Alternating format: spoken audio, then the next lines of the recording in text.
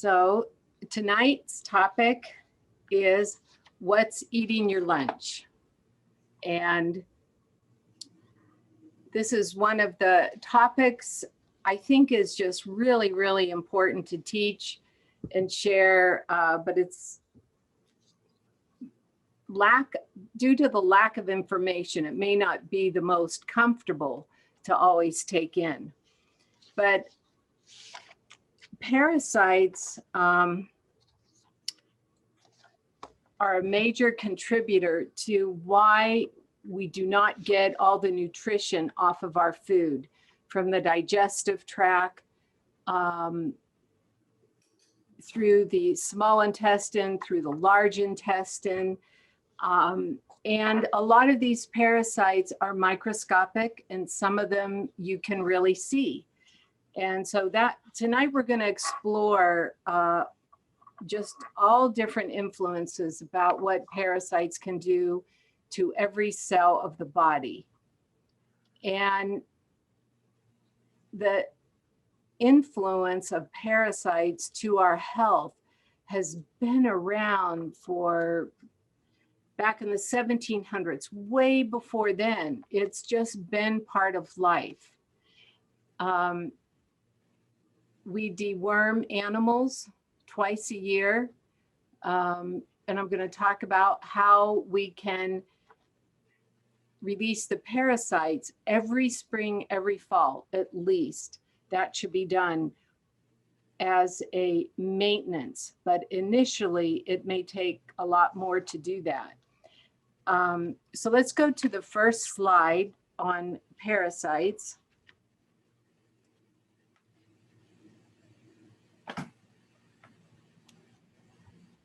And I like the definition. There are several really good ones here. Parasite that lives or feeds on the outer surface of the host body. Okay, there has to be a host with the parasites. They have to feed on something. Okay, that's how they get their life. That's how they continue to get their nutrition. And the host is usually a cell or our organs.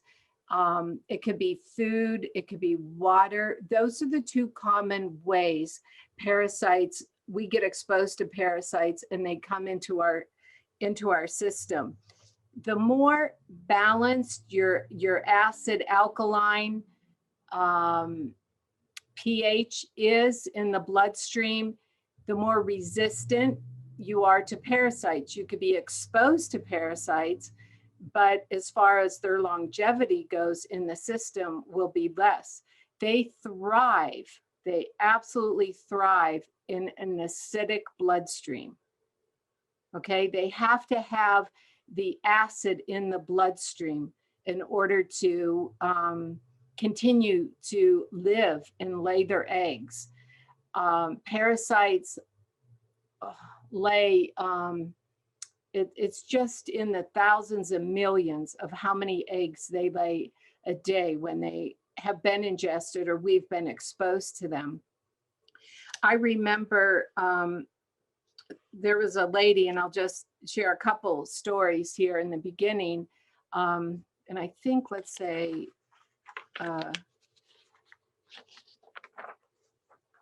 we could go ahead to the next slide.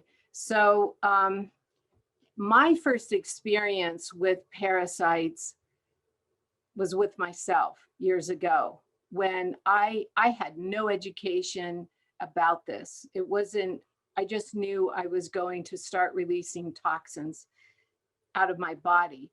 And when the first herbalist worked with me and my body started to expel very, very interesting foreign substances that I was not familiar with at all, I just couldn't believe what was coming out and what was even alive coming out. Some things you could see and some things you couldn't.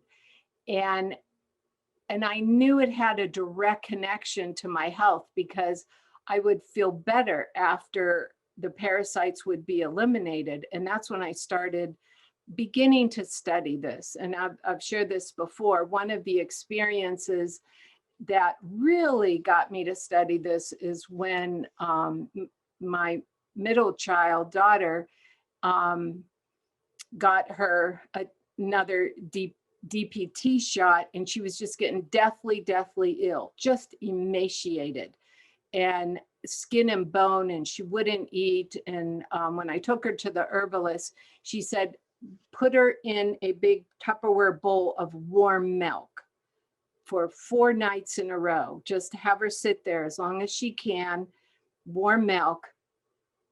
And she said parasites are drawn to the warm milk. They're drawn to milk. They love mucus forming foods, especially dairy. They like sugar, you know, and milk also is kind of high naturally in sugar too. And the 4th night, it was at least a foot long, tapeworm came out of her. It found its way to the milk. And I thought, how in the world did that ever happen? Okay, how did she get exposed to that?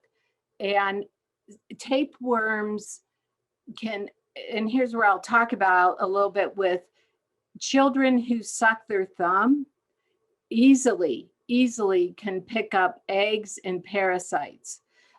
They have a blanket, they suck their thumb, they crawl around, they suck their thumb again, it hits the floor.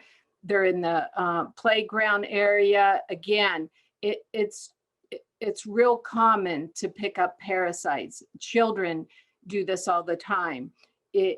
Whether it's in daycare, nurseries, and at that level, I'll just even say nursing homes. But with children, being able to keep things sanitized and how things are exposed to, you know, their toys, and that gets passed around. You know, keeping things clean isn't always easy, okay? And a person could go the opposite direction and become, you know, have a phobia about this, and, you know, they're really hyper paranoid about catching this and catching that. That's not the idea, okay? The idea is to make sure that we have good sanitation, being able to, whether it's wash the children's shoes, the clothes, you know, what they've been exposed to, especially if they've been in a playground, park area. Parks are notorious for this because of the animals that excrete there, and that's really easy to pick up, again, parasites as well. And what I have up here are just really common parasites: the whipworm, the tapeworm, the roundworm, the pinworm, and Giardia, and the hookworm. It's these are more the common ones that could breed and exist in our system. And one of the I was just so amazed by this, that the hookworm, but especially the tapeworm, could live in the body even 20 years. It can grow as far as 20 inches. And people can get kind of used to it, and meaning that they don't know how good they can feel until the body can start cleaning and clearing itself out of all these parasites.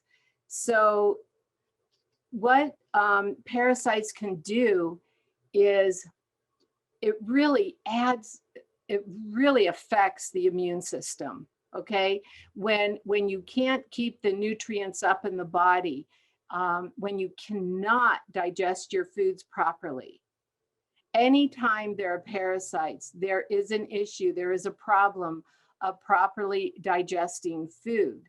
The body can't produce enough enzymes, and the parasites, they just go to work on eating the nutrients off the food.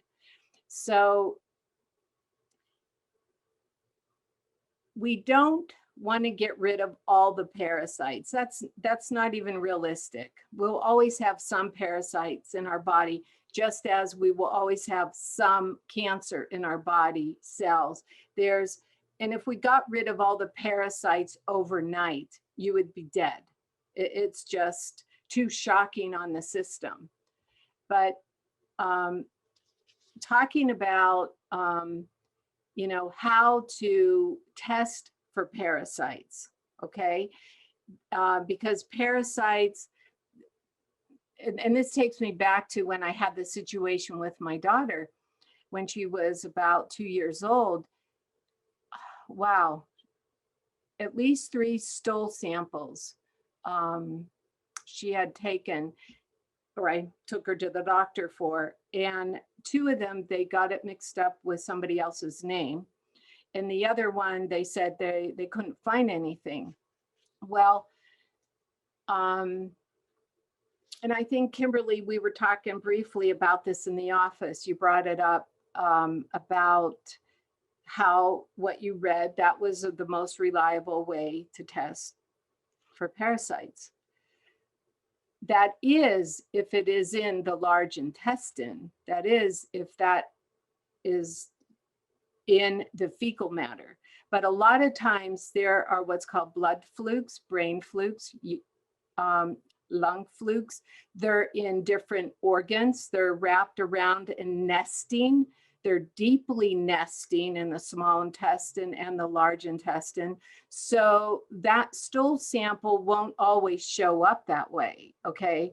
So I have found, and a number of people I've done iridology on and I've come and treated them, they would say nothing has showed up in the stool samples. Well, but then when they start taking the PuraCleanse, when they start using the Parasite, they're amazed what starts coming out of the body. And this happened 2 years ago here. A lady came in, I think it was before you were working here, Kara, and she had a lot of parasites.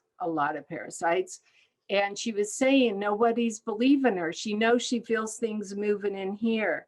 And I feel things moving behind my eyes, and I feel things moving behind my ears. And when I did the eye reading on her, it was definitely lodged more in the head area. When she started, and she was having a hard time focusing, staying mentally, emotionally stable. She was having a hard time remembering things. And oh my goodness, she went to a lot of doctors. They couldn't find anything. And she said, I know I have parasites, but every test she took, it didn't indicate any parasites. Within 30 days of treating her for parasites, it was amazing what kept coming out of her nose, her eyes, and her ears. She was so grateful to get her life back. She's like, oh my, she did it probably for another 3 months, because this is where I'll talk about the cycle of the die-off of parasites, that when we start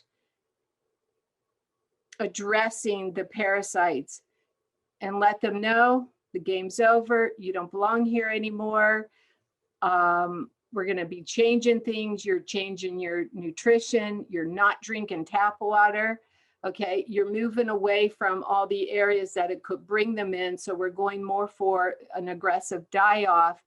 Then what happens is the parasite will lay quadruple the eggs. And this is when people want to stop. This is when people start really craving sugar. They really start craving pie, or they start craving whatever it is. They start, or they want to drink more, they want to drug more. It is ferocious, okay? And this is when you do not want to stop. And if that is already happening at that phase, I know already there's more eggs being hatched, so you stay aggressive. If you miss a day, start all over again. I really recommend, if a person has never really focused on clearing parasites out of their body, do it for 3 months. And we'll talk a little later about the Parasite, but do it for 3 months. Go through that cycle. And we're going to give a little tidbits, on some foods and some herbs, but what's important is if we're wanting to take, if we're getting to the real cause and all the influences of what is supporting this environment for parasites, we have to know what we're doing. We have to become aware of what's helping to hold them in place or feed them. Okay. And then we're going to come up with what are solutions to some of this. At this moment, and any questions?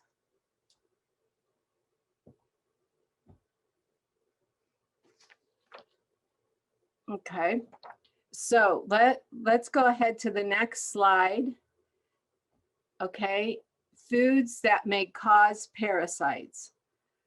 So we have alcohol is a beautiful carrier of parasites. A lot of times in vodka, hard liquor, there are parasites already. Okay. So, and that we need the liver to be in the best shape possible. And I'm talking about more excessive, any excessive addictions, but for the liver to properly process, purify the blood, and remove, there's so many liver flukes, parasites that lodge into the liver and the gallbladder. And sometimes, there are levels of parasites in the body when there's this like agitation, but you're keeping it inside. It's an agitation, it's an irritation. They get irritated, okay? And they also like to be in control, okay? They have a host. If they have a host, they are happy. They will just really want you to crave sugar, all that you want. It comes through sushi, raw fish, raw meats, the rare meats. And this was interesting. I really, what came up in some of the study with this is called beef Wellington. Some of you have heard of that, where the beef's wrapped up in a dough. And that comes all the way back from France in 1814, Lord Wellington. Okay, this was something that was already practiced way back then, and it gets carried on till even now. Mucus forming foods, parasites thrive in. Okay, they absolutely thrive in. They like being in control, and again, they just multiply. Full moon. Okay, we just came off of a full moon cycle. That is when a lot of parasites, eggs are developed more, they hatch a lot more. And people who've worked in like hospitals, emergency rooms, they know that the crazies are out. It absolutely affects the brain. It affects all your hormones. It affects all your emotions. It is the highest rate of suicide in a month is during full moon, but there's never been this connection made to it. Or I shouldn't say never. There are a number of health professional nurses who are aware of that. When there's a situation with schizophrenia, there is a high level of parasites in every case. And there are studies that talk about this. Okay, so it's, having, again, if they have a host, if they have a very acidic bloodstream body, and they're given the foods to support that, then there is a limitation to our body and our cells really, really rejuvenating. There's a limitation. The immune system just can't get that high, just can't flourish. I saw a lady last weekend, and it was really very interesting. She's been pretty ill for 3 years, maintaining her life, but that's about it. And when and doing iridology and looking at what was going on in the lung area, what was going on in the colon area, it's a high environment of parasites. She remembered the day this started and what she got exposed to. And they can jump from one person to another. Cats carry a lot of it, especially if they're outdoor cats, okay? And the dander that's with the cat, you and that's always a good sign anyways with animals, is make sure a couple times a year you take some Parasite, you take herbs that will help kill off the parasites. It's just what happens in nature. Back to when I was talking about the children that suck their thumb, or I don't know, some of them suck their hair, so they do different things, and how that could pick up parasites as well. It's important that people clean their sheets regularly, clean their towels regularly, sanitize their toothbrushes, okay? Change their undergarments regularly, okay? And I know, Oren, we were talking about this with sanitation, and you had some really good statistics in history about the outhouses, and then we have now sanitation plants. And what I studied last night, I was looking at some more statistics. People who work in these sanitation places don't work there very long. They get pretty ill, and it's from the parasitic environment. I don't know, do you want to comment on this at all? Because we were talking about the outhouses, and then. Yeah, I'd be happy to. Yeah, I was, it's just been in the last 100 years, 115 years, I think, that sanitation sewer systems have been in place, that we know of them. Before that, mid 1800s and earlier, there was, I'm very aware of practices that, even wealthy people would do things. You'd have a slop jar, next to your bed, and it's where they went to the bathroom in the middle of the night. You didn't want to get outside with some of these animals that are out there. Outhouses were an improvement, but you didn't go out there, like as I said, at night. And it was just a big pit that was dug, and people with a little more money put a little building on top of it for a little privacy. But no, there was something recently I was listening to. Alabama, for example, they're having a lot of problems with sewer systems, and poor people who are, they'll do like a septic system, but the ground water is so high, especially along the coast, that the sewage will float, and especially trailer parks, these poor people's homes, they're living on this lake of sewage around their homes, and lots of problems. They were interviewing a woman who had started a foundation. She'd gotten a $20-30 million grant that she put into helping these people try to improve their sewer systems. And it was, she went on about all the health consequences. It was an hour-long interview I listened to, and they were interviewing. She went on and on about the problems that these residents were experiencing, all sorts of health issues that they were being plagued with. And it came down to, their open sewer systems, and even the smell of it was enough to cause them respiratory problems. And what impressed me was this is not third world. This is here in the U.S., and this is, going on a lot, especially around the South, Appalachians, that area. Um, Thank you. That is a good point, what you're just saying. This isn't just a third world issue with what's happened in Texas, okay? What's mhm. happened in New Orleans. What this can happen anywhere and anytime, okay?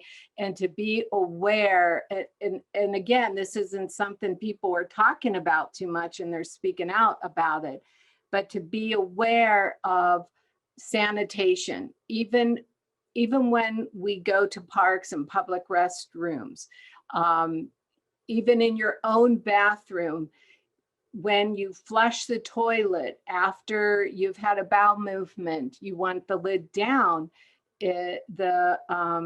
What goes up in the air from the toilet goes at least 10 feet. There are some people have tested it to go as high as 20 feet. Okay, I know this isn't going to be your typical Zoom meeting, right? We're talking about stuff flying. So you want to be aware of what the body is getting exposed to this way. And this is, we're all part of it. We're all, going to eat, we're all going to eliminate and expose to things, all the time. When you start to do a die-off, okay, and take in the Parasite, you might want to do some dry skin brushing and soak in some Epsom salts. And a lot of times people will see sparkly little floaty things in the water. That's because the parasites, they're coming right out through the skin. Okay, it's not uncommon at all. And you want them to come out. There are a lot of parasites, really tiny, micro, you can't even see it under the skin. But then when you start really releasing more parasites, it'll be pretty amazing what comes out. People have seen things actually, little squigglies move as well out of the skin, but you want this to move out of your system. If you know for sure you're going to go have a beef Wellington, you want to take 3 or 4 capsules of Parasite that we have to help move this out of the body so it doesn't stay. The key is to change the environment inside. I think this is probably at a good point. Paul, you had a few questions you were wanting to ask. Wow, this is so good. It also brought up something I watched on that documentary, What the Health, right? And That's a good one. If anyone could watch that, it's called What's yeah. the Health? Mm-hmm. So they had like the pig farms and what they're doing with the waste, like, right, they have to do something and they're actually spraying fields with it. But there's a lot of houses around, like they even went to the neighborhood with these people and they're being affected. Like Oren was saying, the respiratory system is being affected, and it's quite the wake-up call, just to really see what's happening behind closed doors, and the importance of not only being aware but doing something about it. So I appreciate this, and this Parasite call is phenomenal. Like, it's really good. I had a few questions while I was taking the Parasite. Was can you take that together with the Pure Cleanse as well? And I understand too that if you don't take the Parasite with food, there can be some challenges there too. I've figured that out firsthand. So yeah. Kind of challenges, Paul. Yeah. Let's just say aggressive challenges. Okay. So that's a good question. Those are 2 good questions. I really recommend taking the Parasite with Pure Cleanse. Okay, take the 2 together, because there are herbs in both of them that are for for parasites. So there's going to be a cleansing action. There's going to be a die-off action. And let's say you have a harder time moving your bowels, you may want to take the cleanse caps with it.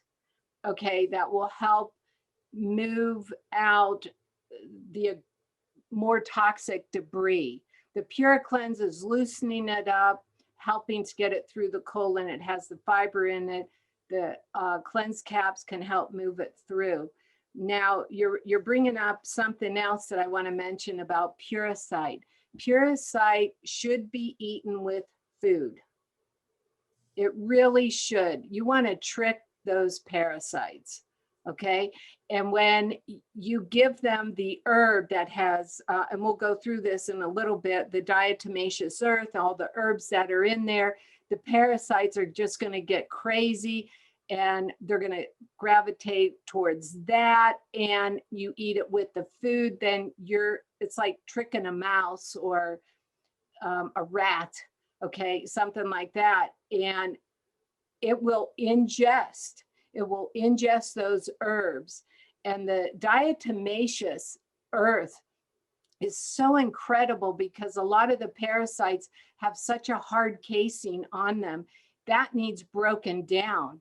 And when they eat the diatomaceous earth, not only do they start to die, it can break down that shell, which is as hard and thick as your fingernail. Okay, so then we have what's called a die-off. It releases gases, fumes, poisons. And that's why when there is a cleansing action, people will get gassy, they will feel bloated, okay? And they'll think, oh no, something's going on. I think I'm gonna stop, okay? It gets uncomfortable. That is when you don't wanna stop. That tells me you need to go at least 2 more months, okay? Because it takes time to get to, whether it's the nest, it takes time to get to the longer worms that have been there the longest, okay? And that die-off can be, it's like a very gassy reaction. And then that's when they try to hatch more eggs. Okay, and this is where you want to just stay really aggressive with that. So yes, parasites release toxins, but also if they're not being eliminated in the body, it's recirculating the toxins through your whole bloodstream, through your whole lymphatic system, through every organ of your body, all over. So I know Kimberly's really waiting to hear, and I think Taylor is too. How do you do a home test? Okay, so yeah. We'll see if anyone comes in tomorrow and they did the home test. But this is, there are a couple ways you can do this. I'll tell you the one that kind of less invasive maybe. If you take a mouthful of grape juice, swish it around in your mouth, and then put it into a little cup. And then you want to get rubbing alcohol that's around 90–91%.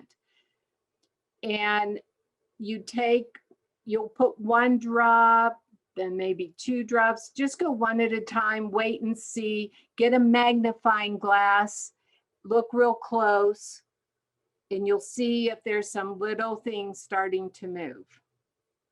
Then you might put another drop in. You might do up to 5 drops in this. And this is a test to see if there is any microorganisms already growing in your system, but you should be able to see it with a pretty strong magnifying glass. Okay, now the other way, and this is what, again, wow, I probably heard this from at least 5 different doctors that I was studying about this home test, is you take a clear piece of tape, okay? And it could be whether it's shipping tape or tape you have at home, and it has to be clear, not the cloudy kind. It has to be clear. And you put this, bend over, put it first thing in the morning, you put it right up by your rectum, okay? And you kind of let the tape catch anything there from your rectum, okay, you will see if there are teeny little eggs. Okay, so if you have, if you've ever had or you have an itchy rectum, okay, that children do. Okay, this is common. This happens with kids. This happened with somebody a year ago that I worked with, and no kidding, this lady was in her early 70s, and it was very apparent. There was no doubt she had eggs. We did the tape thing, okay? And so you check it first thing in the morning. You do it before your bowels are going to move, and then you'll know, if you have pretty much any parasite, any eggs that you've been in contact with and that are live in your body, active in your body. Okay, so. And here's where, in treating for parasites, if you're a couple, if you're a family, if there's one person doing it, you need to have everybody do it. Okay, that's the key. It's transmitted a lot through intercourse. It is transmitted a lot person to person, saliva or sheets or household. It's so easy how it spreads. So if one person said, okay, we're going to go ahead and do some cleansing with parasites, do the parasite formula, make some food changes, add some other foods in that could help you, then you want to make sure everybody's doing it. Otherwise, it's a vicious circle. Okay, that's one of the keys of doing that. Let's go to the slide, Kimberly. Where are parasites coming from and what feeds them? So this is some what's been documented, known. Foreign travel, water is tap water, just a real reliable source for that. You have to wash your fruits and vegetables. Parasites love organic food. They're not stupid. They are brilliant. They'll stay on the food. You want to wash it really well. Uncooked meat, sushi. Poor food preparations. It could be people don't really clean their pots and pans or whatever utensils they use. You want to make sure those are thoroughly sanitized and clean. Multiple sex partners, eating out at restaurants and fast foods. And this again has to do with what's going on in their kitchens. How clean are they keeping their facility? How clean are they washing their hands? Antibiotics is more an irritation to the parasites. It irritates them more than anything. They get agitated. Different medications, again, same thing with the birth control pill. It keeps an environment going, very acidic. They find the parasites are very agitated with it. And then we covered that with the sugar and some of this other stuff. Blood sugar imbalances, it's real common to have a high level of parasites in the body. Real common. Let's go to the next one, Kimberly.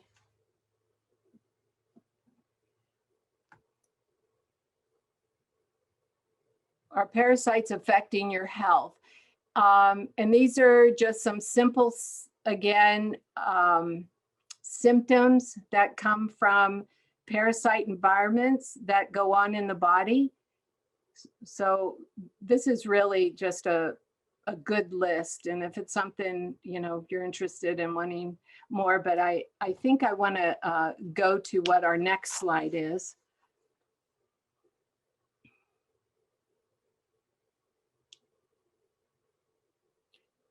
Do you want to go to the next slide, Kimberly?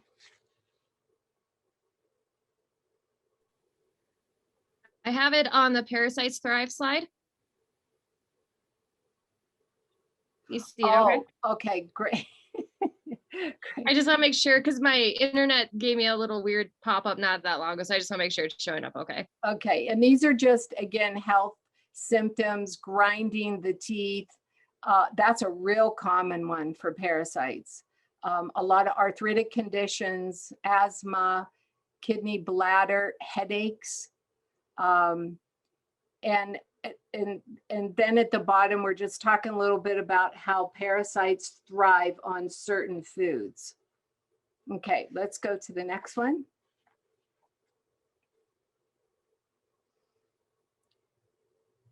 Foods to help remove parasites. I love this.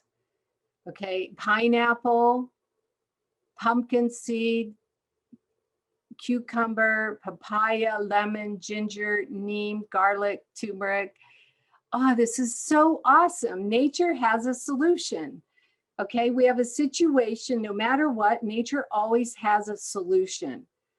I started making at the house a drink with pineapple in the NutriBullet. You could throw a little water, or you could use unfiltered apple juice and some fresh ginger. Oh, it is so yummy. Learn to work with these herbs that you have. These herbs, that the pumpkin seed, ginger, the garlic, we have this in the Parasite, and in our immune formula.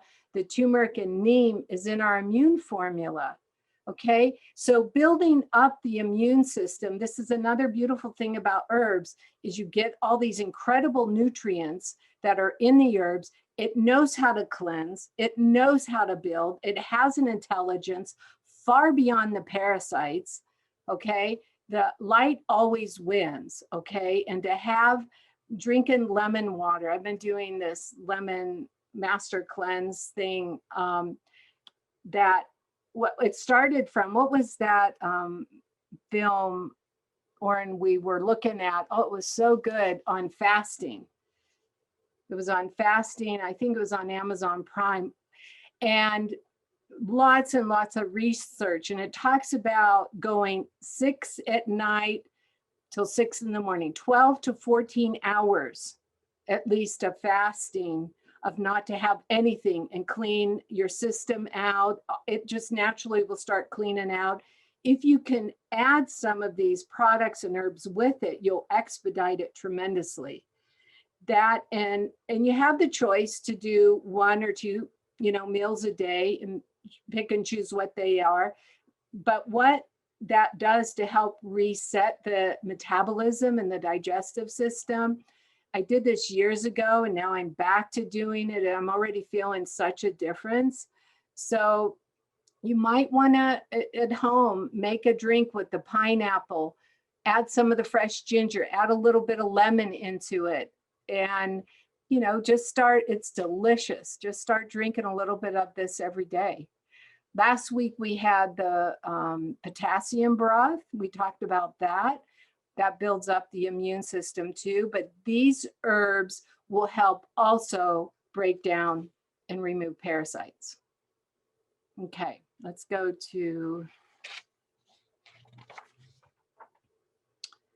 and here, just to show you, if you're not familiar with the formula Parasite that we have, these are the herbs that are in here to help kill parasites.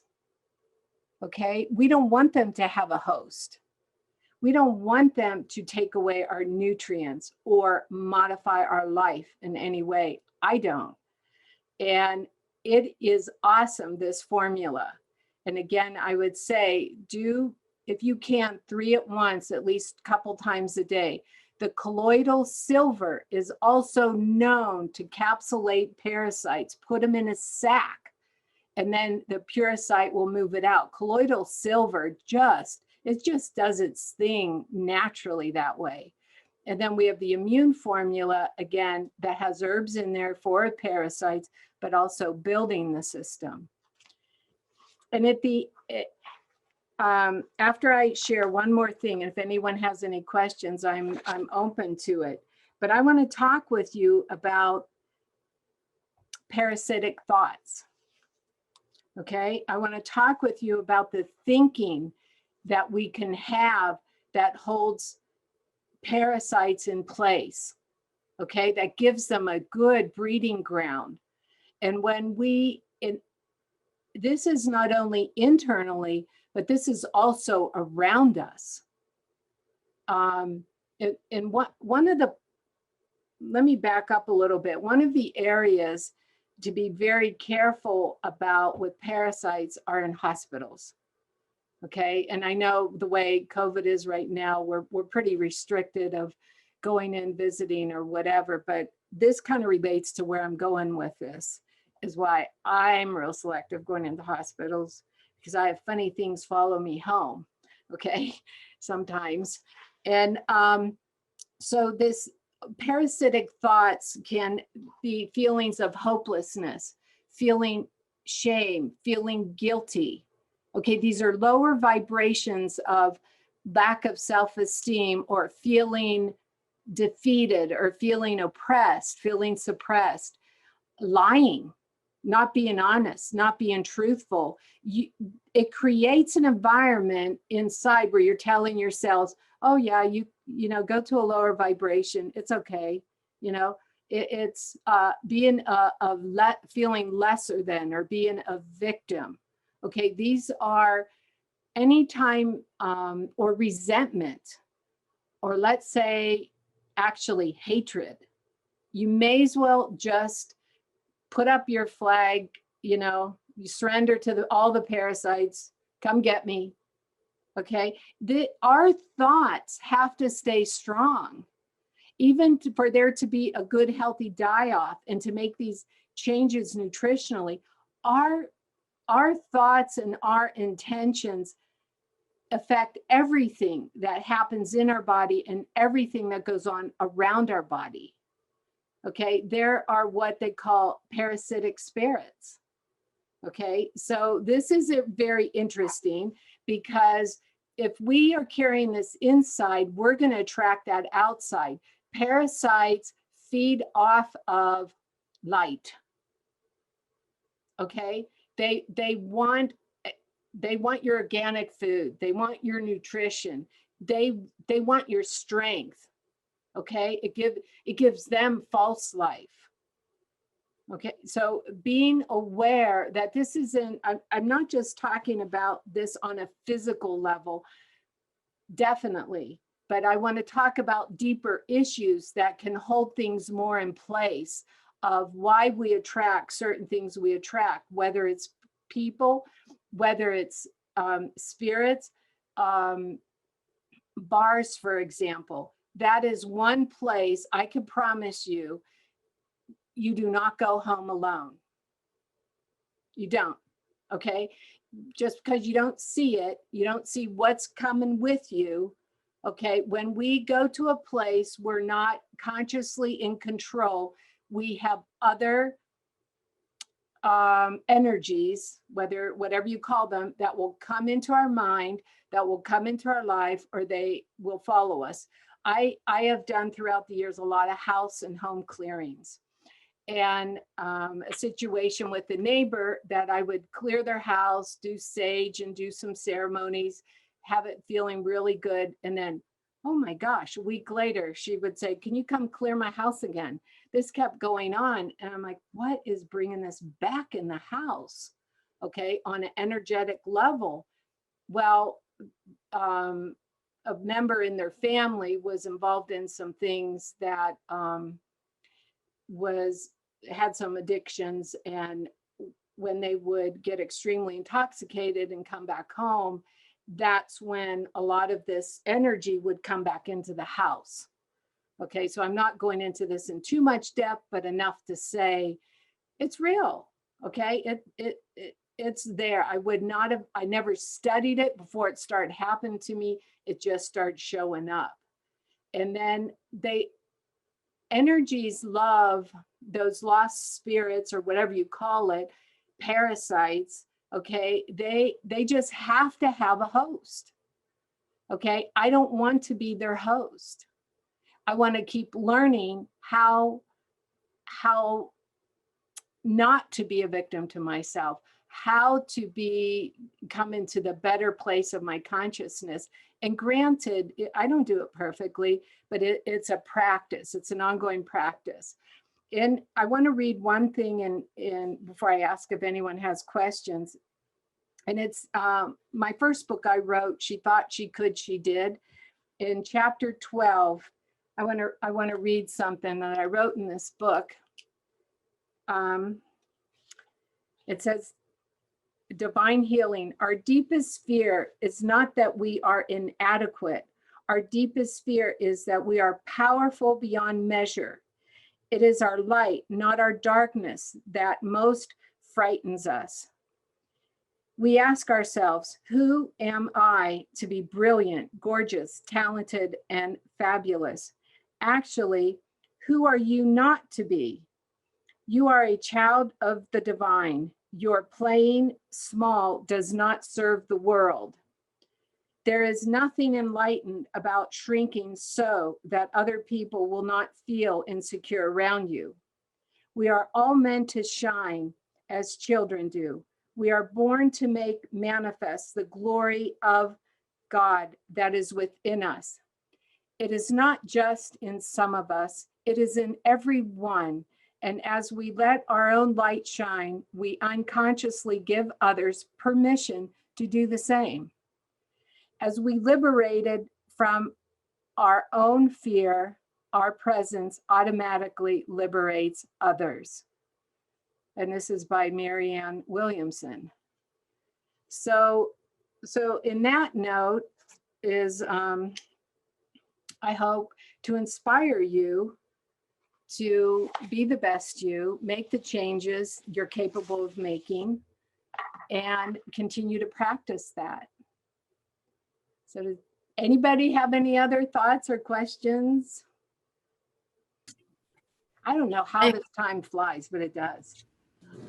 I have a question. I was just wondering, what would be the maximum number of Parasite capsules to take at any one time? I think I'm on 3 twice a day right now. There, is that Sandy? Hi, Sandy. Yes, hi. Okay, there, I got to see you. Hi. Okay, and I was just going to email you today too, so I'll talk with you real soon. Anyways, okay. Do you have animals? No, Okay, and you're I'm taking, around them though. you're what? Well, my neighbors have them, and You're around them. Okay. yeah, they don't So- sleep in our house or anything. Okay, so you're doing 3 twice a day or 3 times a day? Twice a day? 3 twice a day, so Perfect. 6 total. Perfect with food, right? Mhm. Okay, that would be great. Hi, Jan. That would be terrific. I would keep doing that. The best time is in the morning and at night, or when you, even if you have a snack, even if you have 1 cracker, Okay. it is fine, to take them. Monitor your own system. I think Okay. gauging that with you, I think we're pretty on target. Some of you may find it's best just to do it twice a day, 2 twice a day. You kind of have to know your own system. Okay. I would say, depending on what a person's been exposed to, you got to consider all of that too. Good question. So you could go up to maybe 4, 2 times a day. It wouldn't be You're- harmful. No, it won't be harmful. Okay. Oh, no. But your body will let you know. The worst thing that would happen is a real fast run to the bathroom. Okay. Oh, okay. Or That's- if there are ever cramps that come with it, that is when parasites and toxins are pulling away from the lining of the intestinal tract. Don't be afraid. It could feel as sharp as a knife. Okay, anytime I had a lot that dislodged out of my system, it was really, really strong. Like a knife, it just rips away from the lining. That's what you want. You want it to come out. And Okay. Kara, don't worry. I'll hold your hand through it. It's all good. Yeah, thank you. Oh yeah, thank you. Yeah, don't look, Kara. It'll be okay. We'll do the test, Kara. Yeah. We're all in this together. Yeah, exactly. A smile. I did have a couple of things I wanted to share if we had a moment. Yeah. Paul was mentioning earlier about the fruits and washing things. I remember the cantaloupe issue we had here in Colorado probably 10 years ago now, listeria, which is a bacteria. It's not a parasite, but it had the same effect. What people don't seem to keep in mind, and I keep reminding people, is organic produce. Pig manure is considered organic. So, that's one of the things they'll do. And I think there's like a 30-day window after the last fertilizer application before you can pick it. But that's something that was happening because people weren't washing their cantaloupes. You cut it open, you cut through the skin of it.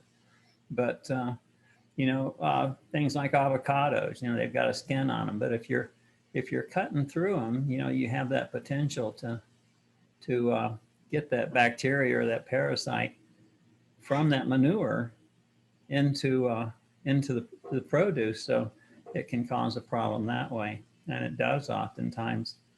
As far as the traveling, I was a young sailor. My first trip was to the Mediterranean.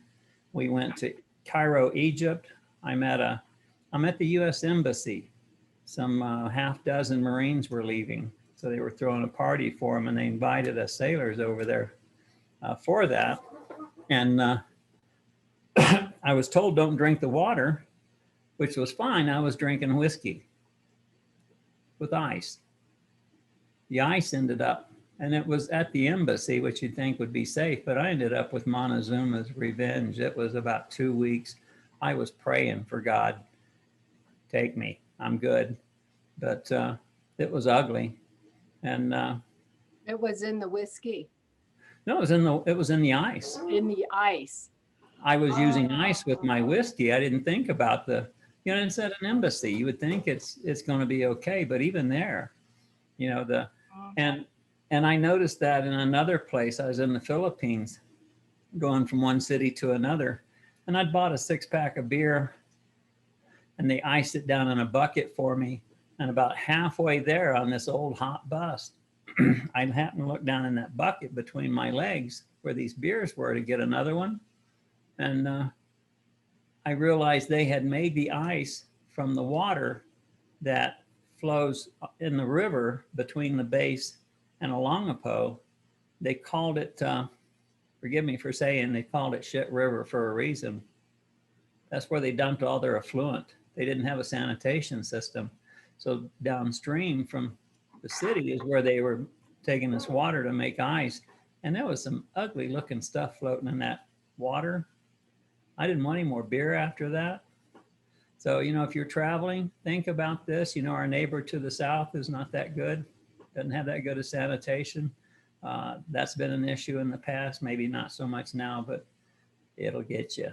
So that's what I had to share, and thank you. Thanks, Oren. Any other comments tonight? Thank you. You've been patient. The time flies on here. I'm trying to keep it a half an hour, and then Oren talks the other half hour, right? No, I'm joking. 2.5 hours. Yeah, right. 2.5 hours. But thank you all for joining tonight. Have a wonderful evening, and I'll talk with you soon. Okay. Bye-bye. Thank you, Judy. Bye, everyone. Bye. See you next week. Bye. Okay. Bye-bye. Bye.